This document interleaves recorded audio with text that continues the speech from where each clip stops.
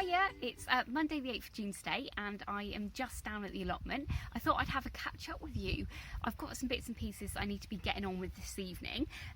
Firstly is planting some of these Ailsa Craig onions out. They're actually really big now. I think I started these in February and I've got six little pots of them just growing really big at home, so I thought I better get these in the ground. And I also have some second early potatoes that I've not got in the ground either. So they're two lots of Wilshire potatoes. Look at them, they are poor little things. I've got two lots of the same potatoes. These ones here are some saved seeds from that I grew last year. So these were grown up in my woodland garden and I harvested them, but some of them had gone green because I didn't earth them up enough. So I saved some of them, which are these ones. And then when I bought my seed potatoes earlier this year from Wilko's, I held back 6 of the same potatoes, these ones here, so you can see they're in slightly better shape. I held these ones back as well because I thought it would be really a really good experiment to grow both at the same time, the saved ones and the new ones, to see which ones grew better. But I didn't actually put them in the ground, so I'm going to get those in the ground this evening and yeah, have a general potter around. This week I've still got to harvest all of my garlic.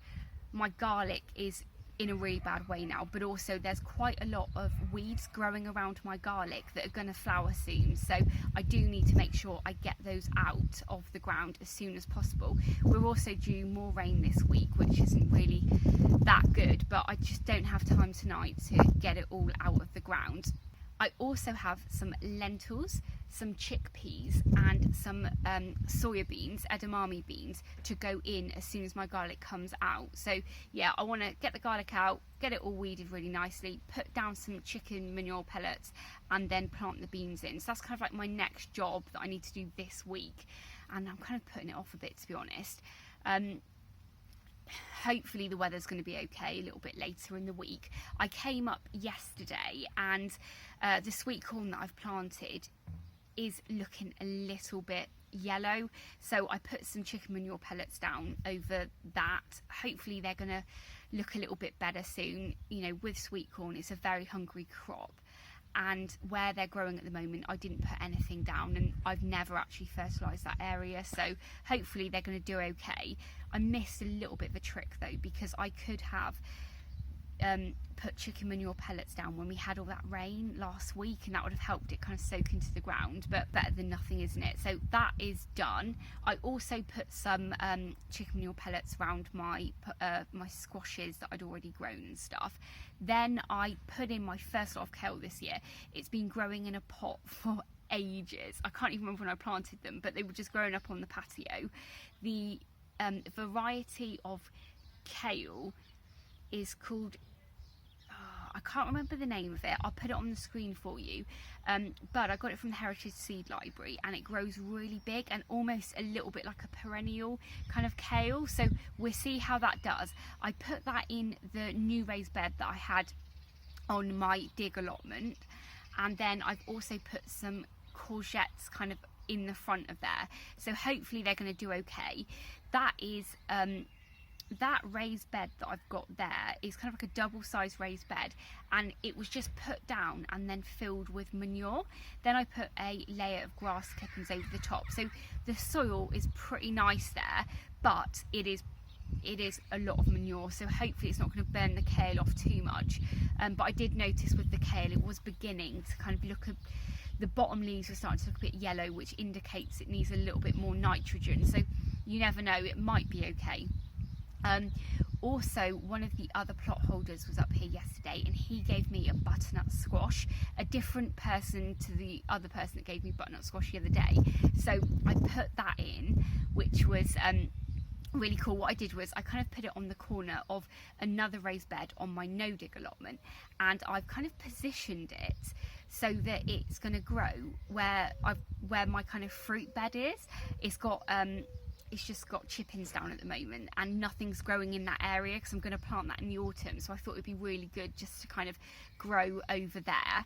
So that was good. And then I did a little bit of weeding yesterday, so there's bits of my no dig allotment that I covered, but I don't think I put any cardboard underneath. And you know, I've got quite a lot of mare's tail, but also a little bit of couch grass, so I had a little weed of there yesterday. So you know, it's starting to get ready, but I do need to do a lot more on my no dig allotment. I mean, my no dig allotment is so much better than it was last year, because I think this time last year I did a video saying, was this the worst allotment plot ever?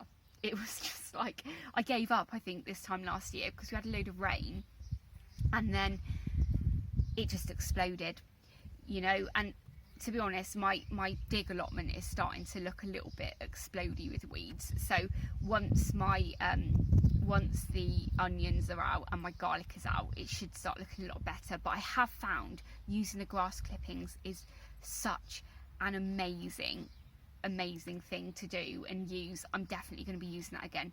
It keeps the moisture in so much, but it also does just get those weeds from it, you know, it really suppresses the weeds and stop them from growing really tall and flowering. If you move some of the grass clippings away, you can see that there is some, you know, weeds underneath. They're quite yellow and much smaller, so it's so easy to kind of pull them out then. And also because the ground is so damp, it makes it much easier. But anyway, it's so nice to kind of be up here with no one else around, but I do need to get these ones planted and in the ground now, so let's go and do that.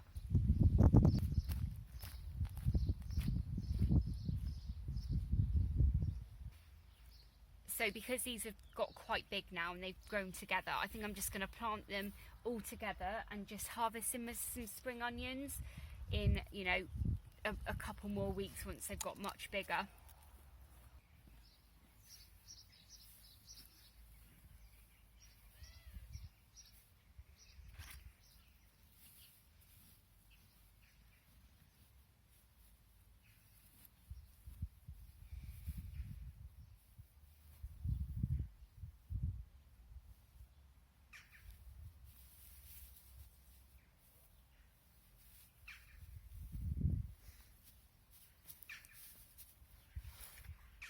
So these are all in now. The ones on the front row are the ones saved from last year, and the ones on this row are saved, or they're new seed this season.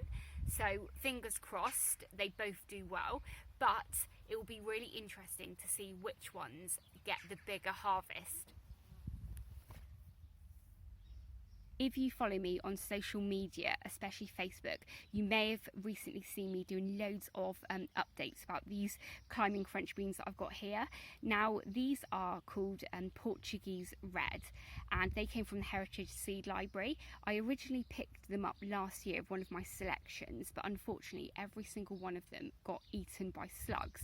So this year, when the catalogue came out, they weren't in there. So I did ring the Heritage Seed Library and begged them if there was any way that I could get them. And luckily, my seed parcel hadn't been sent out yet. So the lady was able to open it, and she had some of these red seeds, or the Portuguese Red, and gave me 10 as my lucky dip. So I'm so excited to be growing these, but unfortunately out of the 10 seeds I had this year, only 2 actually germinated. What is so special about these seeds is that they're not for sale anywhere, but also they have a bright red pod. So hopefully we're going to get loads of these, so I've got loads to save but also to swap and share next year. This week, as well as the garlic, I really do need to sort the tomatoes out in the polytunnel. I have been removing side shoots as and when I've seen them, but within kind of a couple of weeks they've really kind of bushed out and they've started flowering now, so it's time that they get a really good haircut, so when the fruits come they can ripen really quickly and the air can circulate around it, because too many leaves are just, you know, if we do get blight, it's going to be much quicker for it to affect my crop. So I'm going to get that sorted. Also, I have my bean arch. I made it about a month ago, possibly, just before we had loads of bad, like, we had a really stormy, windy weekend, and it just battered the bean arch completely. So I didn't really think it through, because that allotment gets so much wind. There's really nothing sheltering it from the wind at all. So I think I'm just gonna put them kind of like that, rather than, I kind of had the bamboo canes standing up and across. It's not good for that area. So I'm going to get that sorted this week, and then hopefully things will be, you know, looking a little bit better. So I'm going to head off home now, but thank you very much for joining me today. I really hope you've enjoyed this episode, and if this is the first time you're watching one of my videos, please do hit that subscribe button and ring the bell so you'll be notified of all of my latest videos. YouTube have some videos up on the screen now that they think you'll like, so please do click those ones, and thanks very much. Take care. Bye.